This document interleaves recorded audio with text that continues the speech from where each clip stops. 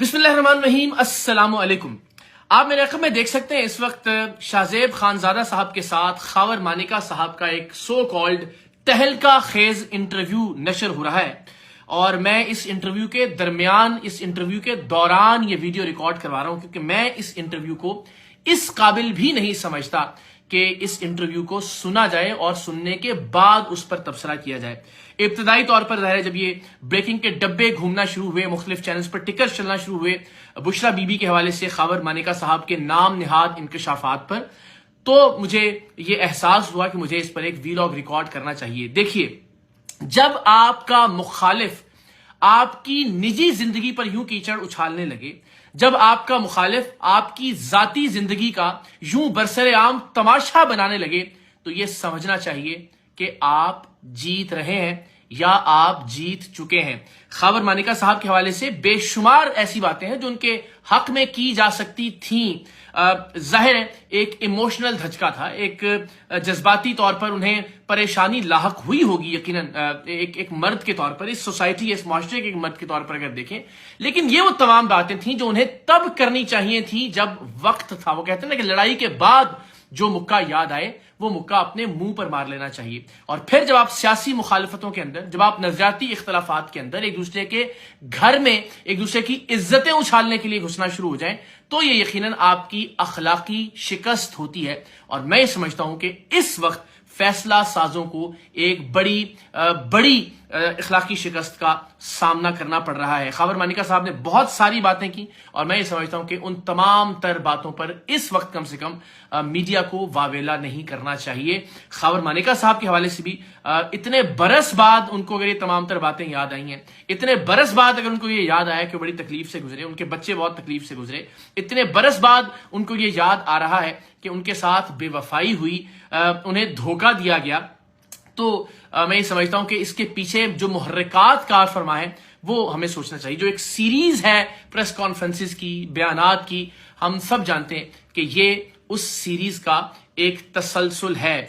मैं हमेशा ये दरखास्त करता हूं पाकिस्तान की तमाम तर सियासी जमातों से, पाकिस्तान के तमाम तर सियासी कारकुनान से, सोशल मीडिया फॉलोअर्स से, मैं अब भी ये रिक्वेस्ट करूंगा कि प्लीज सियासी इख्तलाफात के अंदर इस तरह के जाती और निजी मामलात को मत लेकर आएं। हर एक की जिंदगी में कुछ अजीबो गरीब बातें हैं, हर एक की जिंदगी में कुछ अजीबो गरीब फैसले हैं अपनी निजी और जाती जिंदगी के हवाले से, लेकिन जहां आपका सियासी इख्तलाफ है वहां दलील के साथ उस सियासी और नजरियाती इख्तलाफ को रद्द कीजिए। किसने कब शादी की, किसके साथ अफेयर था, किसने कब तलाक ले ली, कौन किस वक्त इद्दत में था, ये तमाम तर बातें पब्लिकली किए जाने की नहीं है। ये आप तब करते हैं जब आपके पास कोई दलील नहीं रहती, जब आपका कोई नजरिया नहीं होता, जब आपका कोई बयानिया नहीं होता, जब आपका कोई मौकिफ नहीं होता, तो फिर आप इस तरह की टामक टोनियां मारते हैं जो इस वक्त खावर मानिका साहब से मरवाई जा रही हैं। तो मैं ये समझता हूं कि ये एक बिल्कुल बेवकत इंटरव्यू है। हम सब जानते हैं कि इस तरह की किसी भी बात से इमरान खान साहब या पाकिस्तान तहरीक इंसाफ की पॉपुलैरिटी या उसकी मकबूलियत कम नहीं होगी, क्योंकि ये कोई दलील नहीं है, ये कोई आर्गुमेंट नहीं है, ये कोई नजरियाती बहस नहीं है। आप एक शख्स के घर में घुसकर उससे वो बातें निकलवा रहे हैं कि जो बातें वो एंडोर्स कर चुका है इससे पहले। यानी जब उस पर कोई बज़ाहिर प्रेशर नहीं था, जब उस पर कोई दबाव नहीं था, जब ऐसी फजा या ऐसा माहौल नहीं था कि जिसके अंदर हम ये कह सकते हैं कि कोई दबाव के तहत बयान दे रहा है, तब खावर मानिका साहब ने भी बुशरा बीबी साहब की पाकीज़गी और तहारत की गवाहियां दी। उन्होंने इमरान खान साहब की भोलपन के, उनकी सादगी के और उनके नेक होने के कसीदे भी पढ़े। इनके साहिबजादगान ने भी उन तमाम तर खबरों को जो शाहजेब खानजादा साहब का चैनल ही दे रहा था उनको डिनाई किया। तो आज जब हम देख रहे हैं कि बज़ाहिर एक दबाव का माहौल है, बज़ाहिर हम प्रेस कॉन्फ्रेंसेस का एक तसलसल देख रहे हैं, उस माहौल में मैं समझता हूं कि इस इंटरव्यू के यानी आप समझ लीजिए कि इसकी बहुत सारी बातें दुरुस्त होंगी, लेकिन मैं ये समझता हूं कि इसकी कोई वक़्त नहीं है और इससे कोई फर्क नहीं पड़ने वाला। बुशरा बीबी साहिबा ने गलत किया, बुशरा बीबी साहिबा ने ठीक किया, इमरान खान साहब ने गलत किया, इमरान खान साहब ने ठीक किया। ये बहस अब इसका वक्त गुजर चुका।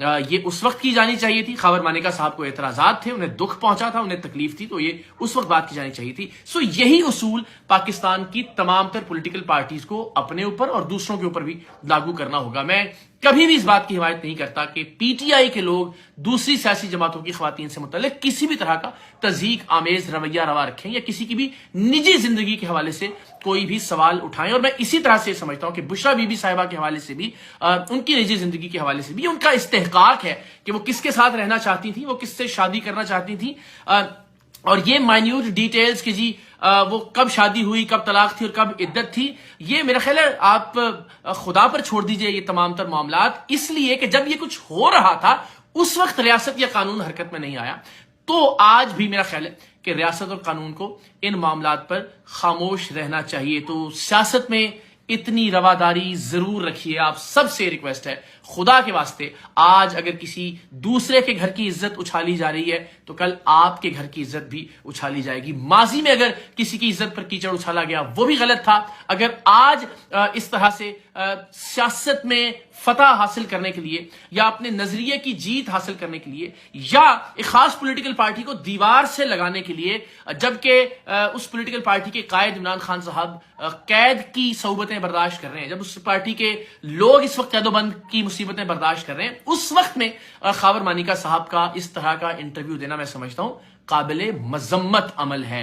اگر آپ وقت پر بات نہیں کر سکے تھے تو آج بھی آپ کو کوئی حق نہیں پہنچتا کہ آپ بات کریں. پھر آپ کہتے ہیں کہ 28 سال کی رفاقت تھی آپ کی بشرا بی بی سے, تو جس طرح سے جو لینگویج وہ استعمال کر رہے ہیں, جس زبان کا وہ استعمال کر رہے ہیں اپنی سابقہ اہلیہ سے متعلق, اور وہ اہلیہ جس کی طہارت کی, پاک بازی کی گواہیاں آپ دیتے رہے اس سارے عرصے میں جب عمران خان صاحب کے ساتھ ان کا نکاح ہو گیا تھا, تو آج آپ کا یہ انٹرویو آپ کے کردار کو, آپ کی شخصیت کو اور زیادہ مشکوک بناتا ہے. وہ یہ شکوہ بھی کر رہے تھے کہ جب عمران خان صاحب سے شادی ہوئی تب سے اب تک ہمارے بچوں نے صرف قوم کی گالیاں سنی ہیں, تو اس کے بعد کوئی نیک نامی آپ کے حصے میں نہیں آئے گی. یقیناً اور زیادہ لوگ متنفر ہوں گے آپ کی شخصیت اور آپ کے کردار کے حوالے سے. سو ونس اگین پلیز گھریلو معاملات کو, ذاتی زندگی کو, نجی معاملات کو اپنے سیاسی اختلافات سے, نظریاتی اختلافات سے دور رکھیں. اور یہ فارمولا ہر ایک کے لیے ہے. میں پھر دہراؤں گا, اگر کسی نے ماضی میں یہ کیا تو بھی غلط کیا, آج کوئی کر رہا ہے تو بھی غلط کر رہا ہے, اور کل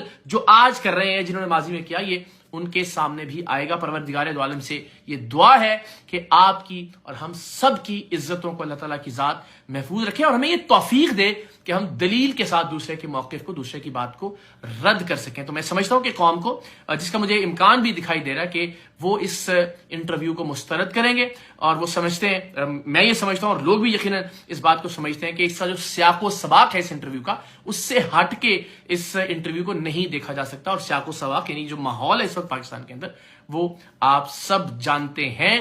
عمران خان صاحب نے اگر غلط کیا ہے قانونی طور پر, آئینی طور پر, تو ظاہر ہے اس کی سزا انہیں ملنی چاہیے. آپ پروسیکیوٹ کیجئے اس ملک کی عدالتوں کی, اور وہ انصاف جو ہوتا ہوا دکھائی دے وہ انصاف ہونا چاہیے. لیکن اس طرح کی باتوں سے اگر آپ زیر کرنا چاہتے ہیں عمران خان صاحب کو, تو مجھے لگتا ہے کہ یہ آپ کی بھول ہوگی. پاکستان زندہ باد.